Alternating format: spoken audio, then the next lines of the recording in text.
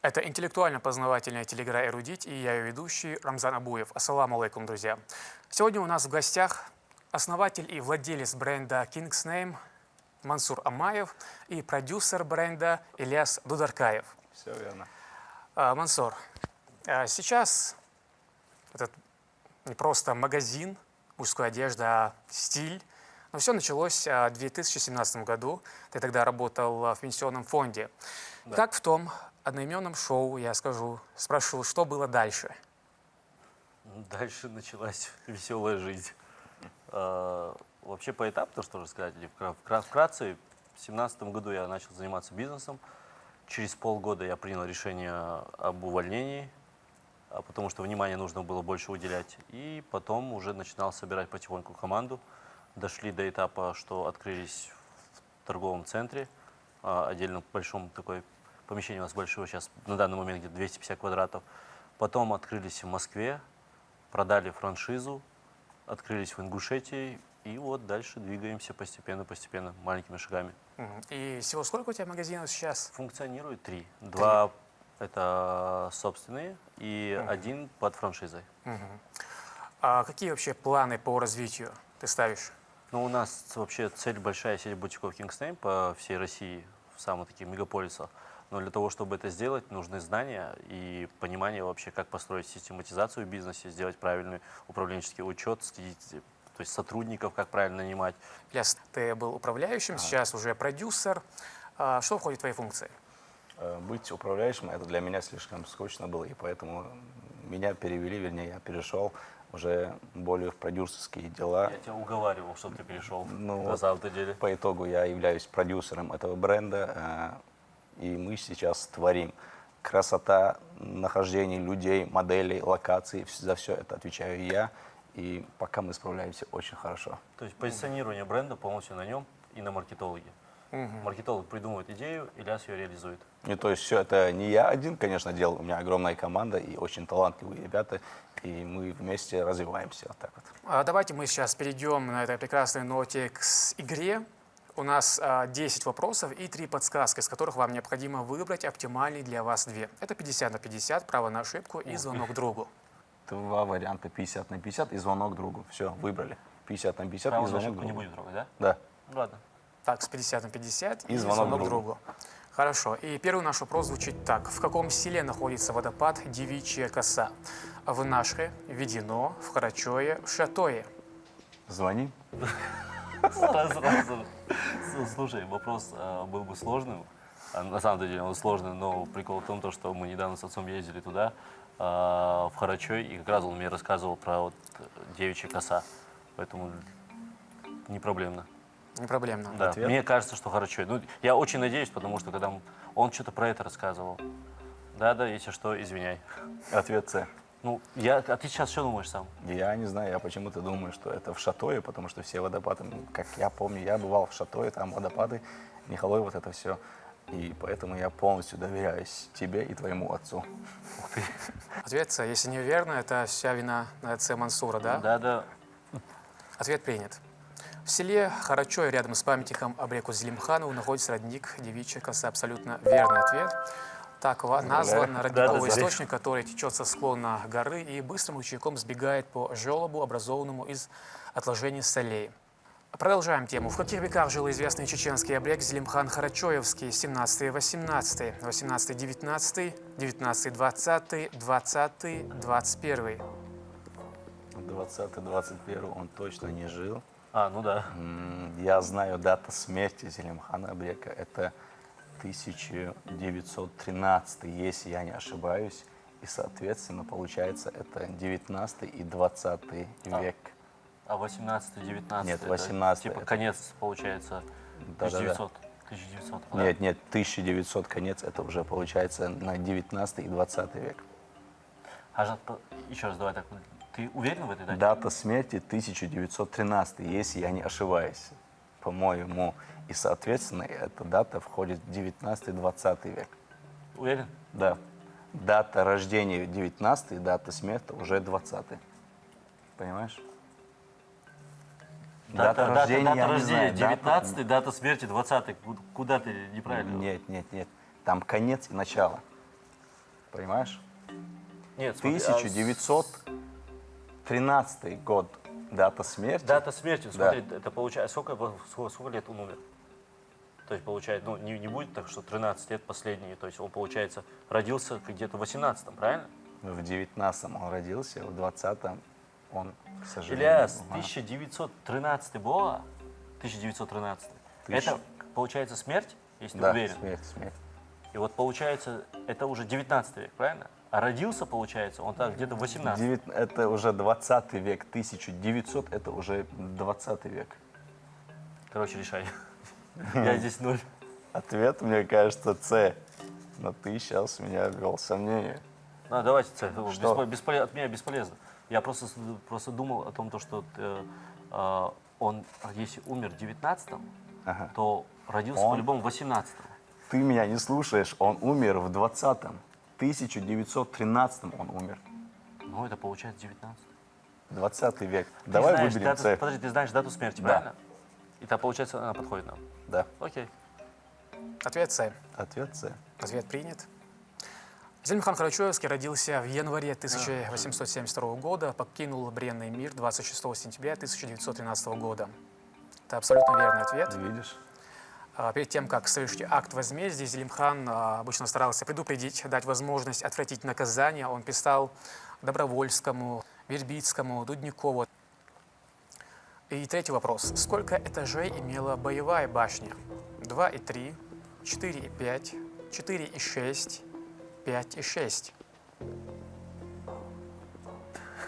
Боевая башня. Боевая. Они Они делились, отличались, типа, да. разные были? Жилая башня и боевая. Жилые обычно там 2 этажа, как я понимаю, 2 и 3 этажа могли быть. да. Первый внизу, где скот был, на втором они жили. Да. Возможно, и третий, если... Для гостей, может быть. Не знаю. Ну, может быть, они могли просто себе позволить и А третий у нас сделать. вопрос боевая. Боевая, соответственно, она должна быть выше, потому Выше. что горизонт должен быть виден. Окей, тогда получается 2 и 3 отпадает. 4 и 5. 4,5.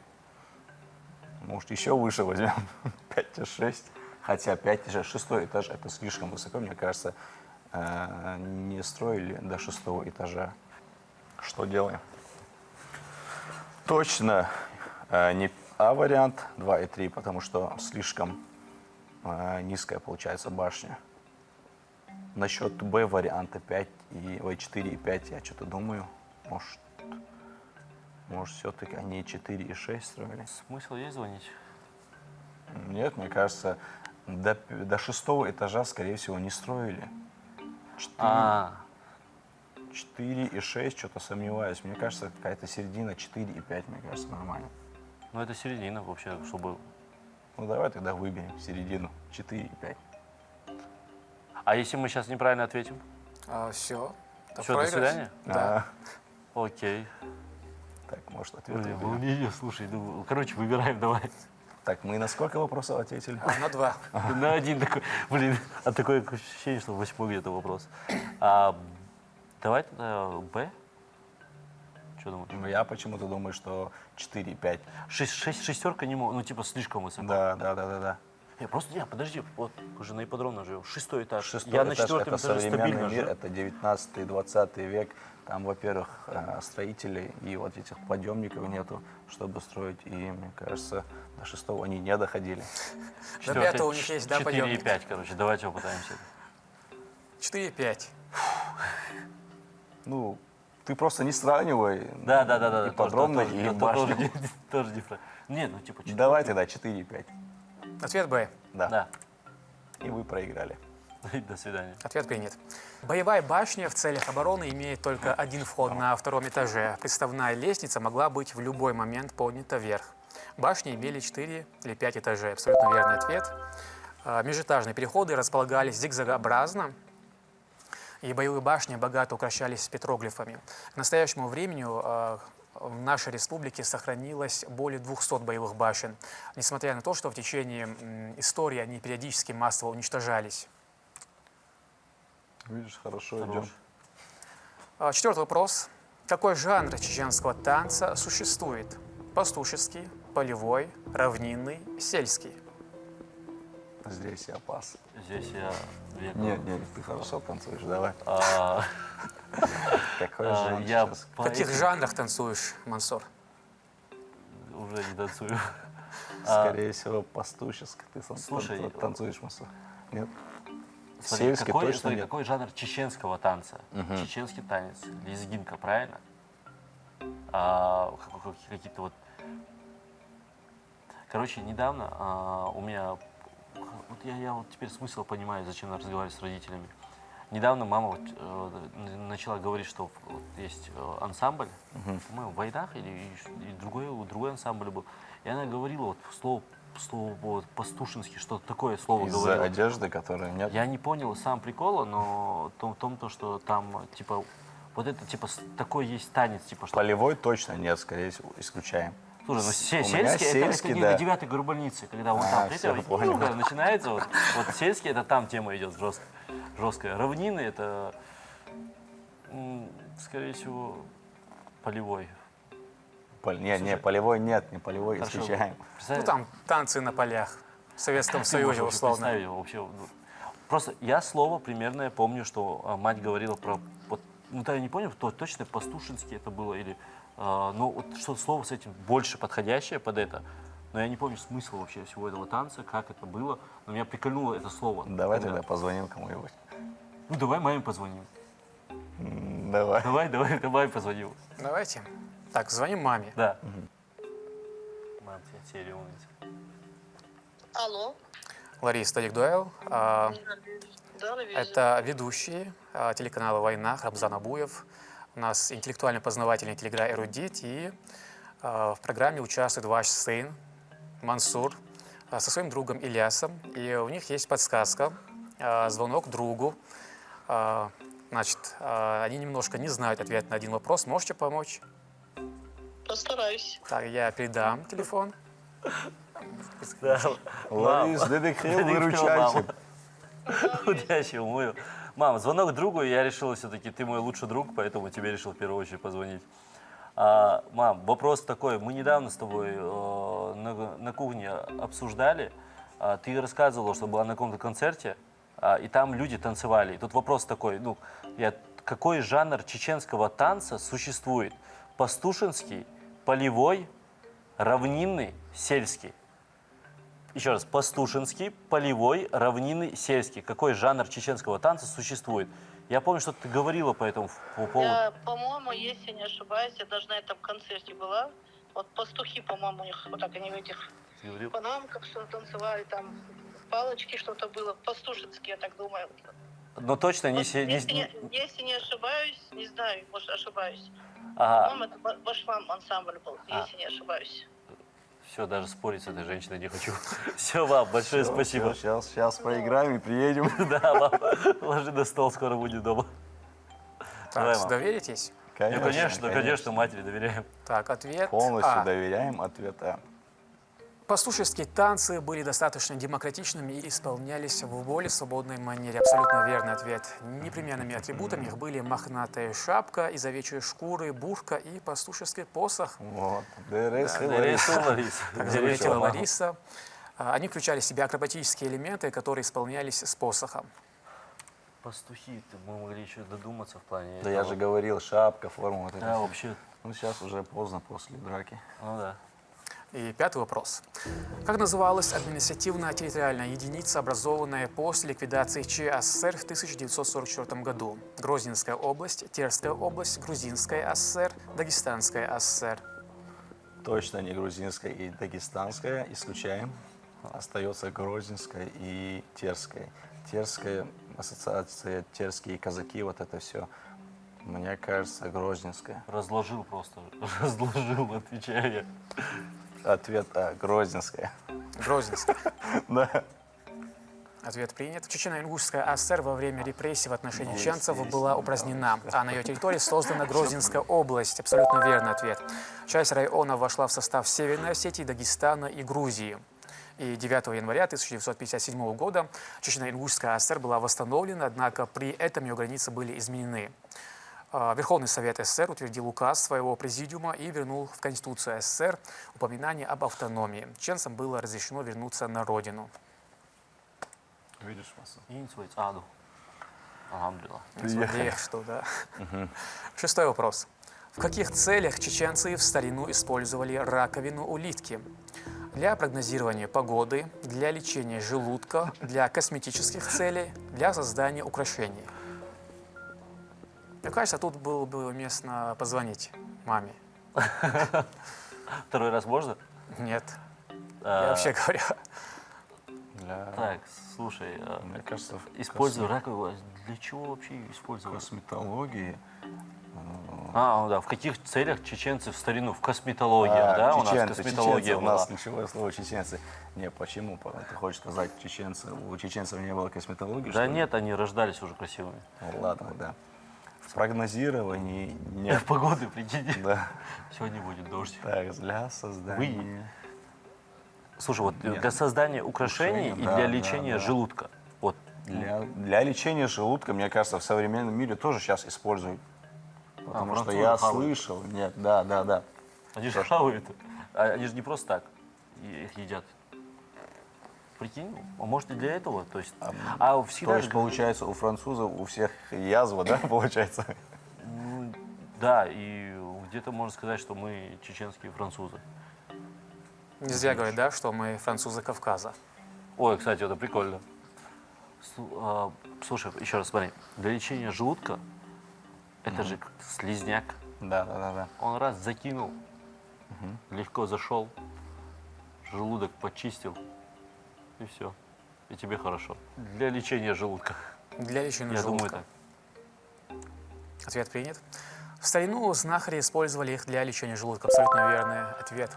Улиткотерапия Улиткотерапия, широко видишь, применяется слово. и в современной медицине, как уже было сказано. Употребление мяса моллюсков заживляет язвы, восстанавливает минеральный баланс, обогащает организм кальцием. Моллюски Вот и от язвы пиявки, я и слышал. Я же всякие. говорил, в современном мире до сих пор используют. Ну, значит, И седьмой вопрос. Асламбек жадно ловил те немногие сообщения о Зелимхане, которые просачивались в газеты. В представлении юноши, даже судя по этим скудным сообщениям, Зелимхан из Харачоя был необычный обрек. Из какого произведения данные строки? «Молния в горах» Абузара Айдамирова, «Мюрид революции» Магомеда Мамакаева, «Когда познается дружба» Саидбея Арсанова, «Зелимхан» Магомеда Мамакаева. Зелимхан из Харачоя здесь нету, просто Зелимхан есть. Зелимхан из Харачоя. Да, тут Да, поэтому Зелимхана. Вот видишь, Зелимхан из Харачоя мы исключаем второй вариант, Д-вариант мы исключаем, Магомед Мамакаев, потому что Зелимхан Харачой это уже другая история у нас. То есть название было бы Зелимхан из Харачоя? Ну, Мы как вообще, минимум. чтобы зрители понимали, мы сейчас вообще не понимаем, о чем речь. То есть просто вот сейчас надо на обум. Давай тогда уберем неверные два варианта, мне кажется. Нет. Да, и давай попробуем. Мы подсказку делаем. Дело в том, что если мы сейчас не используем, подсказка все равно сгорает, и мы проиграем. Да. Поэтому вперед. Так, выберите два неверных варианта ответов. У вас остается Б и Д. Он издевается. Не надо было говорить ему. Не надо было говорить, что мы думаем между двумя вариантами. Не, подожди, получается, мы были правы. Мюрид революции, Магомед Мамакаев. Мы же склонялись к ответу Б. Правильно? Смотри, Правильно. я вот думал насчет... По-любому человек будет Магомед Мамакаев, то есть автор произведения будет. Да. Почему? То есть более теория вероятности у меня вот такой, потому что два тут автора. Типа два варианта ответа с одним и тем же автором. Но мы над ними думали, и другие два вообще ушли, о которых мы вообще даже не думали. Да, который мы вообще не трогали. А теперь из двух как выбираем? Путем гадания? Вот те немногие сообщения о Зелимхане, которые просачивались в газете. Смотри, может даже... Решай. Я ноль. Пусть это на тебе, на твоей совести останется. Видишь, Асламбек жадно ловил, значит, речь идет об Асламбеке. Видишь, Мюрид революции. Кто у нас Мюрид революции? Прекрасная логика, Ильяс. Ага, значит, мы идем правильно. У нас ответ Б. Окей, я логику не понял, окей. Ответ Б. Давай. Мюрит революции Мюрит Магомеда революции. Мамакаева. Ответ принят. Эти строки из книги «Мюрит революции» Магомеда Мамакаева абсолютно верный ответ. Асламбек Шарипов. Она посвящена жизни и подвигу известного чеченского революционера Асламбека Шарипова, отдавшего жизнь за народное счастье. Видишь, читать нужно. И 8-й вопрос. Ага. Кто был первым председателем суда страны? Мулк Эрсинойский, Бейбулат Таймиев, Мулла Мухаммад Хаджи Центаройский, Виса Тинаев. Мы говорим о Мехкел. А, А я вот думаю, страна, где да, то же самое. Ельцин, Алгашматов. Так, Слушай, давай так, Мула Мухаммад Хаджи Центароевский мог быть? Мула. Мула, Су. Судьей. Он же по религиозной части в основе, скорее всего, будет. Мула. Это же не имя? Нет. А, хорошо. Мулла. Это говорит об авторитете. Да.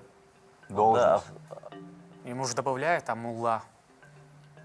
но мы же говорим не про Но председателем, шариат. да, Мы но, же говорим про суд, скорее. Это просто Да. это суд. да, но в любом случае председателем назначили бы авторитетного человека. Ну, тут. Имя очень знакомая, да? А мне, наоборот, Виса Тинаев знакомая. Опять же, не то, что знакомая, это просто в голове какие-то имена, знаешь, со школы, истории. Ну вот ты Чечни, же когда- сын юриста, ты по-любому должен знать, понимаешь, полностью тогда тебе доверяем. И давай, твой вариант ты выбираешь, и я поддерживаю. Давай. Настрою. всю Он свою меня сбил логику. полностью. Мула, может быть, мула, реально. Нет, ведущий специально сбивает.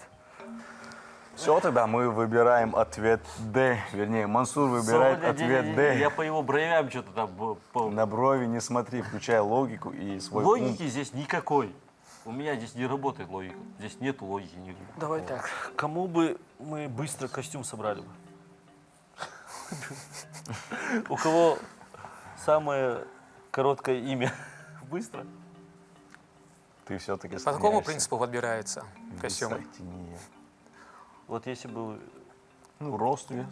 да, рост, вес Цвет. и первая буква. Если первая буква В, то вели этого костюм. Бред несу. Короче, старик, я не знаю. Мне кажется, Виса Тинаев. Ответ Мансура Виса Тинаев. Ответ Мансура, да? Да. Не, у него логика хорошая, он очень Вообще везучий, нету, и брат. мы будем надеяться, то, что тебе повезло очередной раз. Так, а это окончательный ответ? А я должен принимать решение? Ну, вы оба совместно. Я молчу. Да, это ответ Я окончательный. нервничаю. Ответ принят. Во второй четверти 17 века главой области Нохчмох был выдающийся чеченский предводитель Виса Тинаев. Абсолютно верный ответ. К моменту своего назначения главой страны, да, Мехкда, Висе Тинаеву досталась страна, раздробленная и окруженная многочисленными врагами, выжидавшими удобного момента для нанесения решительного удара. Что ты говорил? Я же Ты говорил, что ты Бибула. везучий, Да, поздравляю это тебя. ты прав. Это сейчас мы смеемся, не получится, что вот тут герои, а мы смеемся, как дураки, ничего не понимая. И 9-й предпоследний вопрос. Кого называют Колумбом чеченского бокса? Имама Хатаева, Деги Багаева, Бувайсара Сайтиева, Хамзата Джабраилова.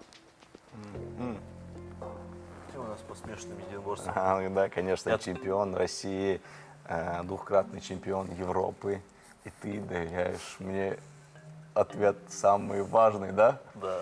А тогда исключаем два варианта. Деги Багаев и Бувай Сарсайтиев – это вольники, они не относятся к боксу. Дальше твой выход. Я других не знаю. Мы им костюм не одевали, обычно нас очень часто. Вообще, сколько лет им? Я склоняюсь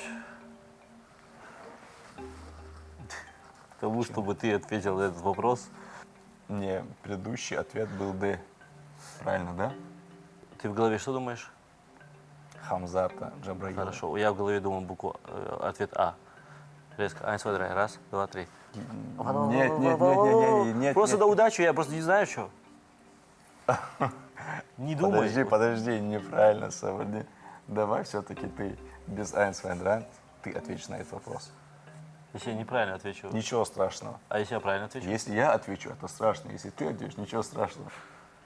Ну я же спортсмен, ты же не спортсмен. все, ладно. Всё это- Согласен. Для меня это стыдно не знать своих чемпионов. По мастеру спорту? Вот я двухкратный чемпион Европы, мастер. Серьезно? Да, все, давай, Я на отвечай. совещании больше вообще не буду ничего говорить про продюсера. Интересно, молодец. Давай, отвечай. Кто? Мне кажется, Имам Хатаев. Сейчас я выбираю? Да, ты всё. выбираешь, ты отвечаешь. А, А. да. Это окончательный ответ? Стоп, нет. Он не задавал эти вопросы предыдущие. Это Не, вопрос последний, понимаешь, мы до Это вопрос конца шли последний или хорошо. как? Нет, предпоследний. А Это предпоследний? предпоследний. А, давай тогда я на последний отвечу тогда. А если я неправильно А отвечу? если нет, у нас шанса дальше, что тогда? Ничего страшного. Все, доверили тебе, ты отвечай. Ёшкин, вот Ёшкин. Давай, я уже вспотел. Да, короче, я тебя полностью сомневаюсь. Я думал, буква А, теперь думаю букву Д. Ух, Давай тогда. Что за нервики? Хамзат Джабраил. Давай. Все. Мы выбираем ответ Д. Хамзат Джабраил. Ответ Д, да? Не, вопрос в конце еще. Вопрос такой задал. Вы уверены? А, задай еще раз вопрос. Это окончательный ответ? Да. Будет сомнение, да? Блин, сомнения в любом случае есть. Ну, попробуем. Ну, просто я ноль в этом. Я вообще во всем ноль. Чего вы нас пригласили? Д. Попробуем Д. Ответ принят. У меня в конце сомнение пошло в этом. Хамзата Джабраилова называют Колумбом чеченского бокса. Абсолютно верный ответ, Все. так как он первым добился высоких результатов в боксе. Это первый спортсмен из Чеченской Республики, удостоенный звания заслуженного мастера спорта и заслуженного тренера России. Выступал за сборную в конце 70-х, в начале 80-х годов. Он чемпион СССР. И в возрасте 26 лет он оставил бокс. Он мог бы выступать с отличными этими результатами своими и дальше, но не смог перенести интриги спортивных чиновников вокруг его личности из-за национальной принадлежности. Такая немножко Все. печальная На последний конец. отвечаешь. Все, я первый сказал. И 10-й финальный вопрос. Кто возглавлял Чеченскую Красную Армию? Николай Гекало, Асламбек Шарипов, Ахмедхан Мутушев, Тапа Чермоев. Я бы, конечно, затянул этот вопрос. Как будто я не знаю, к сожалению, я родом из Шатоя, и я знаю своих героев. У нас, вернее, в Шаройском районе есть село Асламбек Шарипова, так и называется, и названа она в честь легендарного Асламбека Шарипова. С тобой спорить вообще И бесполезно, да? ответ Б. Ответ Асламбек Б. Шарипов. Это окончательный ответ? Это окончательно. Мансур? Он мне шанса не дает. Вот ты уверен на 100%? Да, он возглавлял Красную Армию. Это Асламбек Шарипов. Подожди, ты просто по улице решил определить? Какой улице целое село названо в честь этого героя? Асламбек Шарипов. В Шаройском районе. Мы с тобой там не были. У нас ответ Асламбек Шарипов. Так, Не это сдаться. Ой, окончательный ой, ой, ответ, да? Эй, Не подожди, сдаться ты больше. сейчас- На ухытка. Алхамдулилlah. Так. Мансур, ну ты согласен с этим ответом? Я с этим вот, я вообще ни с каким вот этим не Нет, согласен. ты можешь, конечно, выбрать Мне- Николая мне- Гекало. мне больше как бы не то, что симпатизирует, мне Тапа Чермой вот почему-то кажется. Потому что он миллионер, близок к тебе, может быть. Ой, ты прям чувствуешь своих, видишь? В смысле своих? Предприниматели, своих. имеется в виду. Предприниматели, бедные Да, люди вообще. Мы выбираем Асламбека Шарипова. Ответ принят. Окей. Чеченская Красная Армия была создана в августе 1918 года, участвовала в боях гражданской войны, и центром формирования чеченских воинских формирований стал Гаитинский народный совет. Организаторами армии были Асламбек Шарипов и Таштемир Эльдарханов. Военное руководство осуществлял Асламбек Шарипов. Абсолютно верный ответ. Теперь уже можно. Все, браво. Ты прям разложил жесть как там. Да, нужно знать своих героев, Мансур. Ты готовил эту фразу, да? Спасибо за игру. Это вам спасибо за игру. У нас нервотрепка пошла жесткая. Как минимум года у меня из жизни выпало. И прям на нервиках. Это хорошо, что костюм такой легкий. Такой легкий, Да, да. в магазине у нас. Ну что ж, вы абсолютные победители. Конечно, Хотите есть прикол? победители. Почему именно Ильяса взял? В Обычно смысле Ильясов? Ильяса вот, с собой взял. Пригласили А. же, написали мне. Обычно Да-да-да. Ильяс чувствует, ну, вот, как, не знаю, чувствилка у него же жесть какая. Я всегда говорю, если там куда ты заходишь, ну, там, в новую квартиру, в дом, надо сначала Ильяса запускать, а Берка цигует, как кошку так. И он тогда сразу ауру хорошую делает. Поэтому в прошлый раз таким же образом, методом тыка выиграл. Не, на И самом там деле вопросы это- были на чеченском языке. Это была командная работа, и мы ее, как всегда, прошли на ура. Альхамдулилlah. Да, я бы присоединился к словам Ильяса. Это была командная работа. На самом деле прекрасная игра. У нас подарки победителям. О, Аллах Подарки Ресул. мы любим. Это вам, так сказать. Маша. Аллах Ресул. Красивая. На. Да, Савел. Так, можете вот немного рассказать, как вам вообще игра? Что нового узнали? Игра была очень полезной, обновили свои знания, узнали очень много нового. Придем еще раз. Спина разболелась? Не, В прошлый нормально. раз я на этом стуле сидел, и жесть, как спина болела. По поводу, ну, реально объективно обратная связь, полезно было. И большая благодарность в том, что вопросы связаны именно с чеченцами, и мы знаем теперь многие вещи, которые можем передавать своему младшему поколению. Если какие-то вопросы будут, я знаю, я это там, я это выиграл. Аллах, Рейс слушал за приглашение. Как обычно, было весело и очень жарко. И это чисто из-за игры. Мансур, Ильяс, я рад на самом деле, что вы приняли приглашение и пришли. Город поиграть с вами в эту игру. И было на самом деле очень интересно. Надеюсь, мы с вами еще раз поиграем в эту игру. Аллах, Рейс слушал. Это была интеллектуально-познавательная телеигра «Эрудить», и я ее ведущий Рамзан Абуев. Если вы хотите принять участие в нашей игре, пишите и звоните на номер, который вы сейчас видите на своих экранах. Адюкейл Марш Ойл.